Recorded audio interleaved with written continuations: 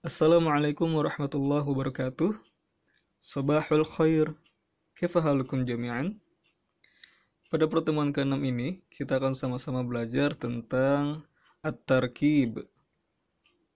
Dalam bentuk jamaknya disebut dengan at-tarakib, yang artinya adalah gramatikal bahasa, atau juga disebut dengan kaidah-kaidah dalam berbahasa. Baiklah, dalam at-tarkib ini kita akan mempelajari 3 pembahasan. Yang pertama adalah ismul isyarah, yang kedua ismul alam, yang ketiga al-ismu al-mufrad. Yang pertama, ismul isyarah. Ismul isyarah adalah kata tunjuk ini itu. Ismul isyarah ada yang dalam bentuk jarak yang dekat, ada juga yang dalam bentuk jarak yang jauh. Kalau yang dalam bentuk jarak dekat itu seperti ini. Kemudian jarak untuk ismul isyarah yang jarak jauh adalah seperti itu.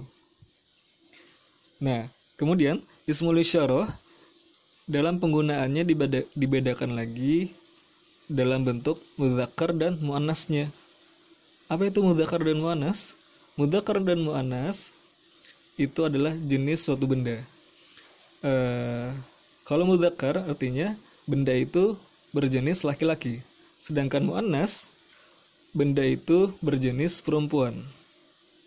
Kemudian dibedakan lagi dalam bentuk jumlahnya. Ada yang berjumlah mufrad atau tunggal, kemudian ada yang berjumlah musanna atau dalam jumlah 2. Kemudian ada juga yang dalam bentuk jamak, yaitu dalam jumlah 3 atau lebih.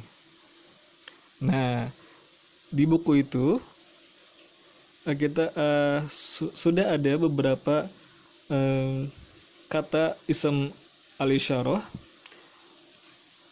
Yang pertama, hadza. Hadza ism al-isyarah dalam bentuk jarak yang dekat, untuk menunjuk sesuatu yang dekat, dan dia berjenis mudzakkar dalam bentuk mufrad atau tunggal. Jadi misalkan hadza kitabun, ini adalah buku. Kitabun artinya satu buku. Nah, kemudian dalam bentuk muannasnya adalah hadhihi. Misalkan hadhihi kurrasatun. Ini adalah buku tulis. Kurrasatun dalam bahasa Arab artinya satu buku tulis. Kemudian ismul isyarah jarak dekat dalam bentuk musanna adalah hadzani. Hadzani. Hadzani dalam jenis mudzakkar. Misalkan hadzani kitabani. Ini 2 buku. Kitabani artinya adalah 2 buku. Kemudian dalam bentuk muannasnya adalah hatani. Hatani. Misalkan hatani kurrasatani. Kurrasatani artinya 2 buku tulis. Nah, kemudian ismul isyarah jarak dekat dalam bentuk jamak, yaitu haulai. Haulai.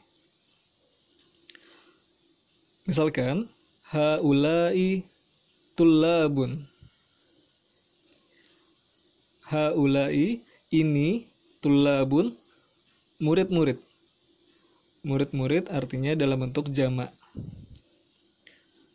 Nah, sedangkan dalam bentuk muannasnya sama. Haulai juga. Nah, itu untuk ismul isyarah jarak dekat. Kemudian ismul isyarah yang jarak jauh. Itu. Yang pertama, dzalika. Dzalika dia berjenis mudzakkar dalam bentuk tunggal. Misalkan dzalika kitabun, itu buku. Kitabun artinya satu buku. Kemudian dalam bentuk muannasnya, dalam jenis muannasnya adalah tilka. Misalkan tilka kurrasatun, itu adalah buku tulis, satu buku tulis. Kemudian ismul isyarah jarak jauh yang dalam jumlah musanna adalah dzanika. Dzanika. Misalkan dzanika kitabani, itu adalah dua buku. Kemudian untuk jenis yang mutsananya adalah tanika. Tanika. Misalkan tanika kurrasatani, itu adalah dua buku tulis. Kemudian yang terakhir jarak ismul isyarah jarak jauh dalam jumlah jamak. Ulaika. Ulaika. Misalkan ulaika tullabun. Ulaika tullabun. Artinya adalah itu adalah murid-murid. Nah, untuk jenis yang muannasnya sama juga, ulaika juga. Misalkan ulaika tilmidatun, itu adalah murid-murid perempuan. Kemudian pembahasan yang kedua adalah ismul alam. Ismul alam adalah isim atau kata. Isim itu artinya adalah kata. Isim atau kata yang menunjukkan nama manusia, kota, atau negara. Misalkan di sana ada contoh Ahmad. Ahmad adalah nama dari seseorang.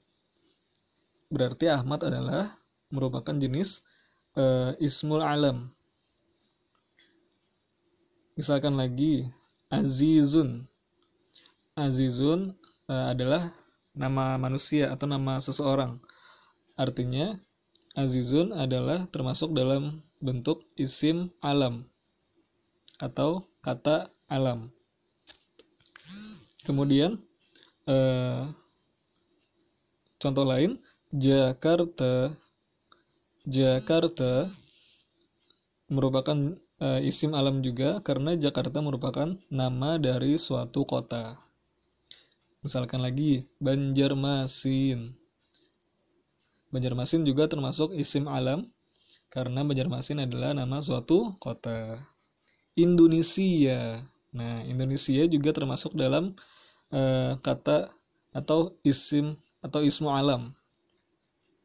Karena Indonesia adalah nama suatu negara. Kemudian pembahasan yang terakhir adalah al-ismu al-mufrad.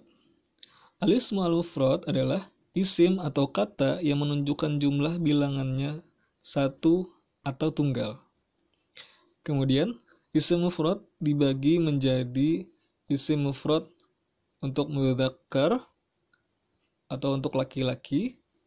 Kemudian al-ismu al-mufrad untuk al-muannas atau untuk perempuan. Nah, di antara anak-anak Bapak pasti ada yang bertanya-tanya nih, gimana sih caranya membedakan kosakata yang berjenis mudzakkar dengan kosakata yang berjenis muannas? Nah, jadi kosakata yang berjenis muannas itu ciri-cirinya adalah biasanya di akhir katanya itu terdapat huruf ta marbutah. Misalkan tilmidatun. Tilmidatun artinya adalah murid perempuan. Kemudian lagi contoh yang lain. Kurrasatun. Kurrasatun artinya buku tulis. tapi dia termasuk dalam kosakata yang berjenis muannas karena di akhir katanya terdapat huruf tak marbutoh. Nah, sedangkan yang mudzakkar itu ciri-cirinya di akhir katanya tidak terdapat yang namanya huruf tak marbutoh. Jadi misalkan tadi kan tilmidzatun itu kosakata yang berjenis muannas. Nah, sedangkan kosakata yang berjenis mudzakarnya adalah tilmidzun. Nah, tak marbutohnya tidak ada. Jadi dia adalah mudzakkar, tilmidzun. Artinya adalah murid laki-laki. Kemudian contoh yang lain, kitabun. Kitabun juga termasuk dalam bentuk kosakata yang berjenis mudzakkar. Kenapa? Karena di akhir katanya tidak terdapat huruf tak marbutoh. Jadi begitu. Baiklah, Bapak akhiri pembelajaran pada pertemuan ke-6 ini dengan mengucapkan Wassalamualaikum warahmatullahi wabarakatuh.